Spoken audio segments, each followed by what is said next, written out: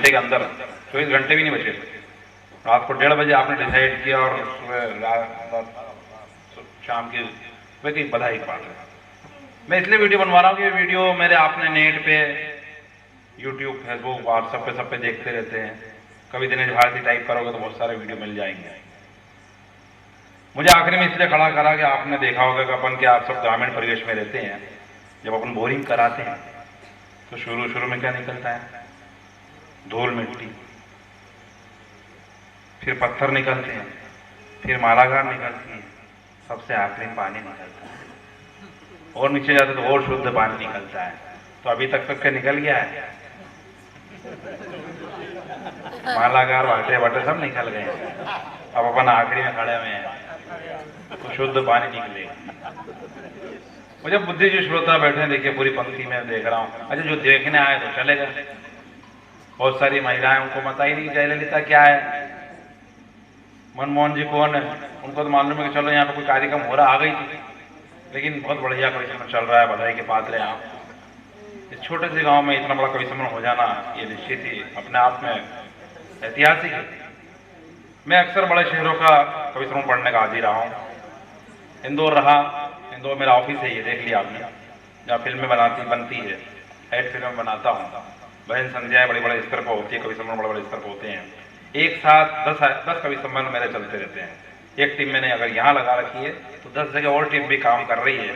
बस ये कहीं ना कहीं नेटवर्क है, आप लोगों का प्यार है, आप लोग सम्मान देते हो। तो जावरा से ये हमने इंदौर ऑफिस शिफ्ट कर दिया है। आप कभी भी इस ऑफिस पे आए और जब भी आपको कोई अच्छी सी बड़े कार्यक्रम की आवश्यकता लगे तो याद करें, इसको नंबर को नोट करें।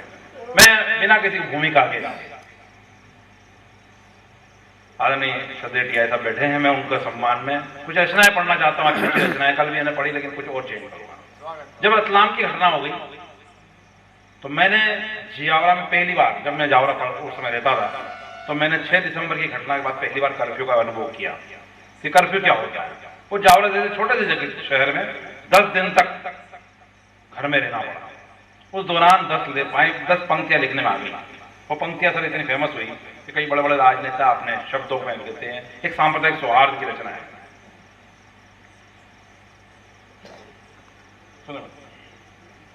कि संसद की मीनारों से न हो देशद्रोह गान, और घड़िया लोग के सुर भी गाए राष्ट्रभक्ति का गान, और कुर्सी के चमचों की अब ना चले कोई दुकान, और मंदिर मस्जिद छोड़ प्यारे यह तेरा हिंदुस्तान, संसद की गलियारों से। देखिए प्रतीक चिन्ह लिए मैं दोनों धर्मों के, कि गुंबद और मीनारों की टक्कर पे क्यों मरते हैं, अरे बाबर के कुकर मुंह पर क्यों भारतवासी लड़ते हैं, कि गुंबद और मीनारों की टक्कर पे क्यों मरते हैं, अरे बाबर के कुकर मुंह पर क्यों भारतवासी लड़ते हैं, अरे करे कोई और भरे कोई, रोको ये अभियान, मंदिर मस्जिद छोड़ प्यारे यह तेरा हिंदुस्तान। और देखिए कि बजे कृष्ण की बंसी तो गाए है रसखान, वो रखे उपवास और मैं मानू रमजान, दोनों की है राहें फिर क्यों है सब अनजान, मंदिर मस्जिद छोड़ प्यारे यह तेरा हिंदुस्तान। और देखिए अंतिम बंद दोनों धर्मों के प्रतीक चिन्ह, जिनपे आपने दिग्गी राजा को कई बार अपने उद्बोधन में सुना होगा।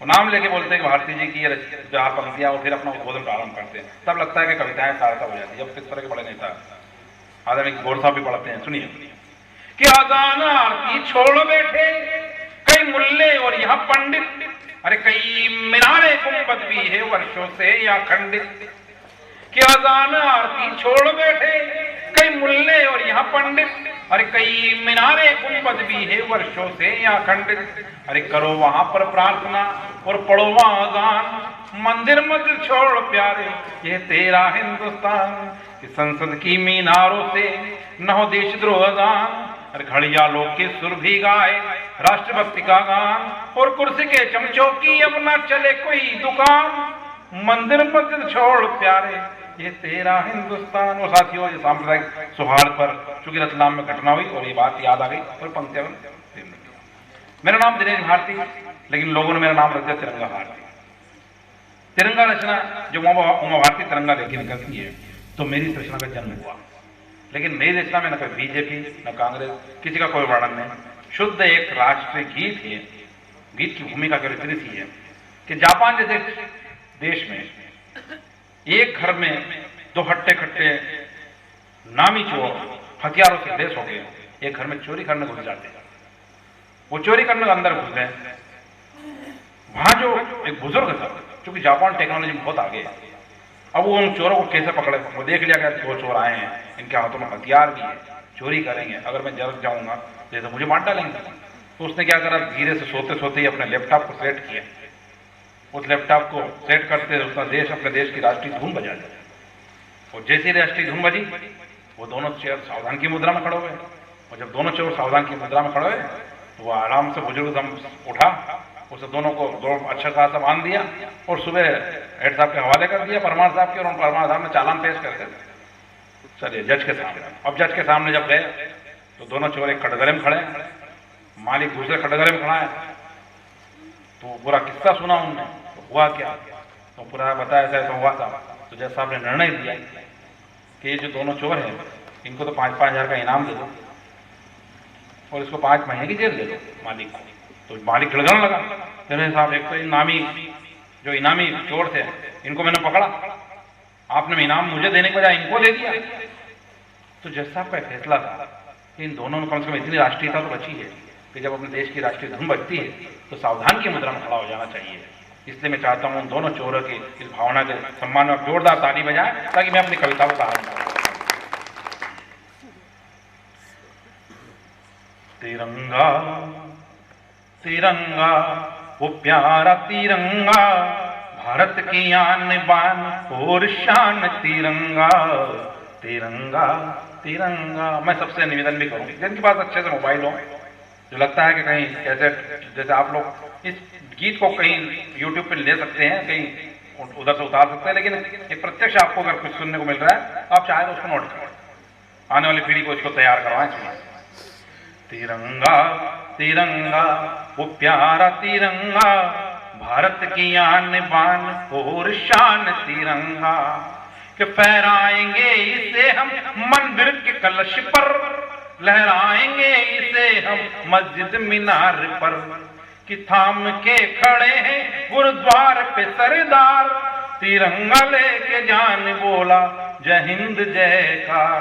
तो नौजवान की शान है लहराता तिरंगा, मजहबी तूफान से बचाता तिरंगा, अरे प्यार का संदेश है ये प्यारा तिरंगा, भारत की आन बान और शान तिरंगा, भारत की आन बान और शान तिरंगा। देखिए कि बरसों में हमने पाई है आजादी की गुलाल, बहनों ने खोए भाई माओ ने खोए लाल, अब इसकी शान में हम जान लेंगे, रक्त बीज लेके दुश्मन से लड़ेंगे, कि धड़कनों में बसता है भारत का तिरंगा, राष्ट्रवाद प्रेम गीत गाता तिरंगा, संसार में सिर मोर है प्यारा तिरंगा, भारत की आन बान और शान तिरंगा, भारत की आन बान। और देखिए कई बंद है, लेकिन मैं अंतिम बंद देना चाहता हूं, शेखर जी सुनिए कि हिमालयों की चोटी पे लहराया तिरंगा, अरे अंतरिक्ष में गाया गीत गान तिरंगा, कि स्वाभिमान का प्रतीक भारत का तिरंगा, दुनिया को झुकाता रहा ये देश तिरंगा, तो खून की होली ना बम चाहिए, तो खून की होली ना बम चाहिए, अरे इंच इंच भूमि पर तिरंगा चाहिए, वो हाथ काट देंगे जो झुकाए तिरंगा, भारत की आन बान और शान तिरंगा, भारत की आन बान और शान तिरंगा। और साथियों ये रचना बहुत अच्छी लग रही थी क्योंकि एक माहौल ऐसा हो गया, अगर बीच में हो सकता मुझे शुरुआत में खड़ा करते तो मैं भी कुछ हाथ से पड़ता, लेकिन अब इतना अच्छा कहूँगा कि वो मुशर्रफ और हुसैन टेकरी वाली जो कविता है वो आप पेश करें तो बहुत मजा आएगा। डॉक्टर साहब मेरा प्रयास ये रहता है कि मैं बहुत कम रिपीट कर पाता हूँ, लेकिन आपने निवेदन किया है तो मैं देखिए अपन चूंकि जावरा के रहने वाले हैं, अभी मोदी जी कहाँ हैं, अमेरिका में एक दुष्ट को हमने भी अब देश की यात्रा करवा दी। बहुत दिनों पहले, आप लोग सब बुद्धिजीवी श्रोता बैठे हैं, अब तो जो बच्चे बचे नहीं है, 5-7 साल पहले की बात है। अटल जी ने, हमने अटल जी को बहुत मना किया कि इस मुशर्रफ को भारत में मत बुलाओ, लेकिन चूंकि एक राजनयिक यात्रा थी, उनको बुलाया गया तो यात्रा फेल हुई, बीच में ही चले गए, न अजमेर के दर्शन किए, खाली आज आगरा का ताजमहल दिखाया और चले गए। तो मेरा निवेदन था, तो डॉक्टर साहब मैंने उनको, वर्मा साहब, उनसे एक चिट्ठी लिखी और उनसे निवेदन किया, वो आपको अच्छा लगे तो मैं चाहता हूं, कहीं आपको लगता है पंक्ति में दम है तो आप, मैं नहीं कहूंगा कि आप ताली बजाएं, क्योंकि मुझे मालूम है आप सब शुद्ध होता है, अगर मेरा माल ओरिजिनल नकल है तो लिखेगा। मैं चाहता हूं जहां पर लगे पंक्तियों में कहीं ताकत है तो उस पंक्ति पे दाव दे। आप सुनिए क्यों उन्होंने चुन लिया शिखर वार्ता के लिए आगरा। हमने कहा हुजूर आप तो सीधे ले आओ जावरा। हमें मालूम है आगरा कई चीजें फेमस है, आगरा का ताजमहल, आगरा का घाघरा, आगरा का पेठा, आगरा का जूता और आगरा का पागलखाना। आपने मियां मुशर्रफ को आगरा का ताजमहल दिखाया, उनकी बेगम को आगरा का घाघरा भी पहनाया, दोनों मियां बीवी को आगरा का पेठा भी खिलाया, फिर भी शिखर वार्ता फेल हो गई। न तो आगरा के 2-4 जूते लगाए, न आगरा का पागलखाना भर्ती किया।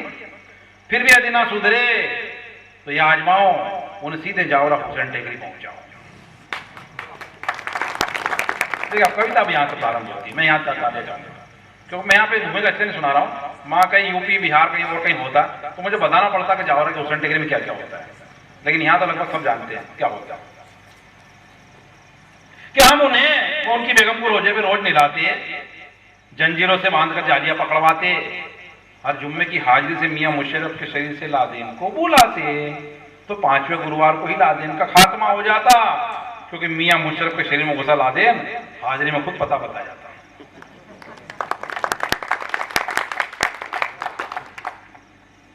फिर अगले जुम्मे को मियां मुशर्रफ के शरीर से बुश को बुलाते, उनको भी डोरा व ताय भी पहनाते, तो बुश का ब्रश आतंकवाद को साफ करता, तो आधा पाकिस्तान पहले कब्रिस्तान बन जाता।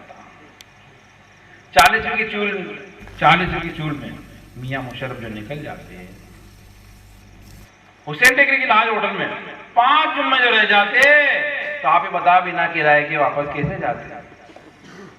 वो 40वीं की चूल में मियां मुशर्रफ जो निकल जाते तो दावा करता है भारतीय, दोनों मियां बीवी पूर्ण भारतीय हो जाते हैं। तो आइए मेरे जावरा की हुसैन टेकरी शरीफ ले आए आपके सभी नए पुराने नवाज शरीफ, जिसको भी लादेन लगा उसे निकाला जाएगा, लश्कर तोयबा से नाता तोड़वाया जाएगा, जहां की खतें वहां की बजाने का ताबीज डाला जाएगा, आतंकवाद से लड़ सके ऐसा पानी पिलाया जाएगा, तो जावरा का सांप्रदायिक सौहार्द भी लोभान पूरे देश में फैलाया जाएगा। तो न जाइए शिखर वार्ता के लिए आगरा, आप तो सीधे ले आओ जावरा, आप तो सीधे ले आओ जावरा, आप तो सीधे ले आओ। और साथियों, एक मेरी प्रसिद्ध रचना है आज की वर्तमान राजनीति पर। देखिए चुनाव आ गए, हमारे यहाँ चुनाव होते रहते हैं, कभी सांसद के चुनाव, कभी विधानसभा, कभी नगर पालिका, कभी कौन से। अच्छा, चुनाव में क्या रहता है कि नेता जो होता है कभी मर जाता है तो फिर चुनाव ले जाता है। चुनाव का प्रदेश है, चुनाव के दौरान जो मानसिकता बनती है, मानसिकता का चित्रण देखो। ये कविता इसलिए पढ़ रहा हूं मैं क्योंकि यहाँ पे कोई मैं जब भी किसी मंच पर जाता हूं तो कोई ना कोई सांसद महोदय, विधायक महोदय, मंत्री महोदय बैठे रहते हैं, तो मैं कविता पढ़ नहीं पाता। आज राठौर साहब आपने अच्छा किया, जो भी नेता होंगे मतलब आराम से कहीं ना कहीं बैठे हैं, मुझे नहीं पता कौन कौन है, यहाँ टीआई साहब को बैठा दिया आपने, आराम से उसको पढ़ सकता हूँ। देखिए कि ये नेता, इसको आप जरूर नोट करें, नींद में नोट करेंगे तो आपको यूट्यूब पे कवि दिनेश भारती टाइप करोगे तो वो वीडियो निकल आएगा। सुनिए कि ये नेता, ये नेता, ये नेता, ये नेता जो उल्टे को सीधा और सीधा उल्टा ये कर देता, जो लखपति से करोड़पति बस 2 दिन में ही होता, जो वर्तमान में पूजा लायक है ये मर्डन देवता। ये नेता, ये नेता, ये नेता, देखिए हाथ जोड़कर जब ये आवे समझो नहीं है चाल, और पैदल चलता जब दिख जावे लाया कोई भूचाल, गुंडागर्दी सब छुट जावे जब आए नए चुनाव, तब डोलती है इसकी कुर्सी और डूबती सत्ता नाव। तब भूखे को रोटी और नंगा कंबल ओढ़े दिखता ये नेता, ये नेता, ये नेता। और देखिए कि बैनर झंडे डंडे वाले खुश होते दिखते हैं, फालतू शराबियों के दिन भी तो फिरते हैं। कि भोपू वाले खूब चिल्लाए, चाय की गुमटियां हंसती, और मस्जिद में नमाजी पढ़ते, मंदिर में घंटियां बजती। कि वोट के खातिर जात धर्म में दंगे करता फिरता ये नेता, ये नेता। और जब चुनाव जीत जाता है, मतगणना में जीत गए हैं हमरे नेताजी, कारों में अब घूम रहे हैं हमरे नेताजी। कि छुट भइयों से घिरने लगे हैं हमरे नेताजी, अब 5 साल के बाद दिखेंगे हमरे नेताजी। कि पांचों उंगलियां घी में सर को, कि पांचों उंगलियां घी में सर कढ़ाई में डूबा रहता ये नेता, ये नेता, ये नेता। और देखिए अंतिम मंत्र कि खादी कुर्ता खादी धोती सादा इसका जीवन। खादी कुर्ती खादी और सादा इसका जीवन। और जिस नारी पे नजरे पड़ गई बिगड़ा उसका मधुबन। कि परमिट लाइसेंस ठेकेदारी मारा कूटी जबरन, और इन सब का है स्वामी ये तो वर्तमान का भगवान। कि दानव होके मानवता का ढोंग रचाता फिरता ये नेता, ये नेता, ये। और सब अपन ने पाकिस्तान के नेता निपटा दिए, अपने यहाँ के भी निपटा दिए। लेकिन मैं चाहता हूँ एक रचना, चूंकि बहुत अच्छी माता बहनें बैठी हुई थी, मैं चाह रहा था वो उस समय मेरे को खड़ा किया जाए। तो एक रचना उस दौरान पढ़ने का आनंद अलग आता था, लेकिन वो चले गए हैं। मैं चाह रहा हूँ वो कहीं मैंने नोट कर रखी है, थोड़ा सा देखना क्या है।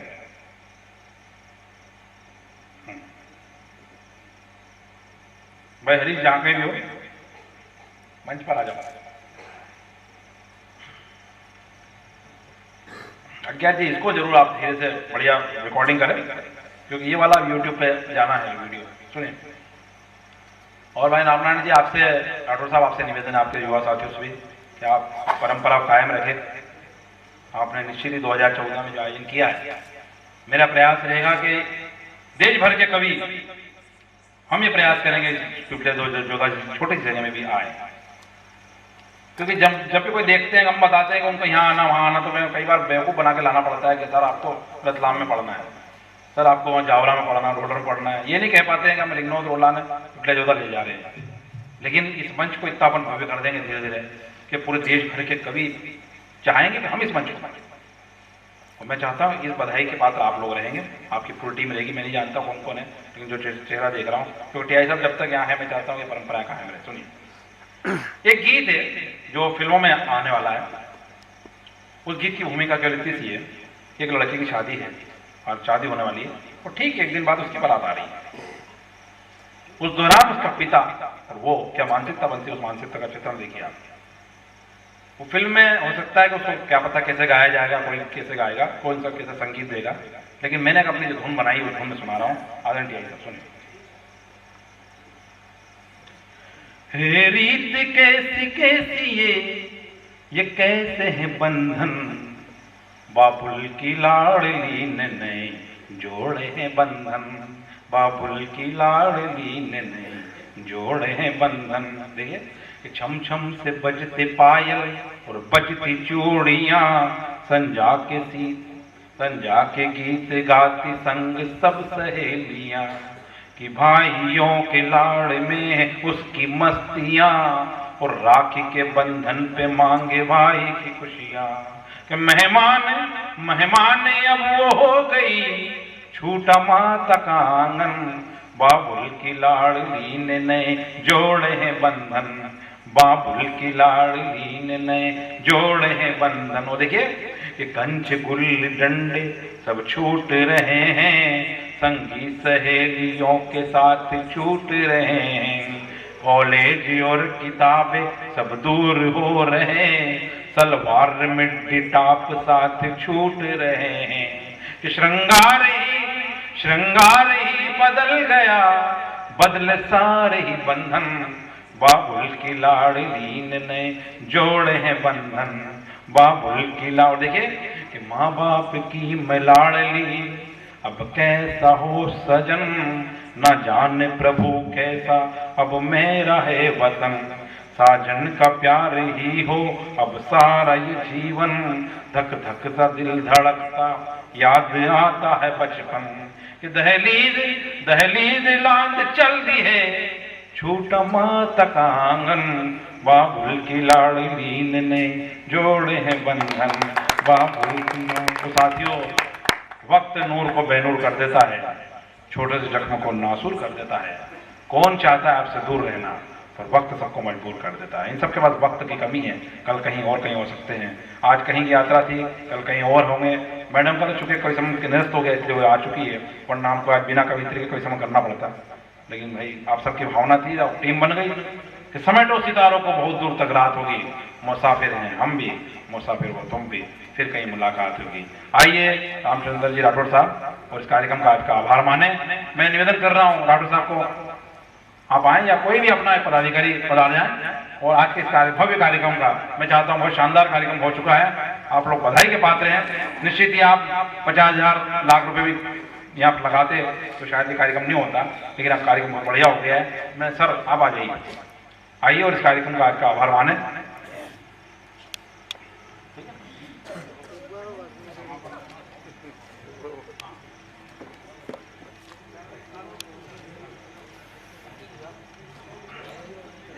चलिए मैं चाहता हूं कि सर का निवेदन है कि एक छोटा सा लाफ्टर का एक कुछ है ना, उसके बाद आभार माने। इतने आप राठौड़ साहब को बुला लें, है ना, आइए।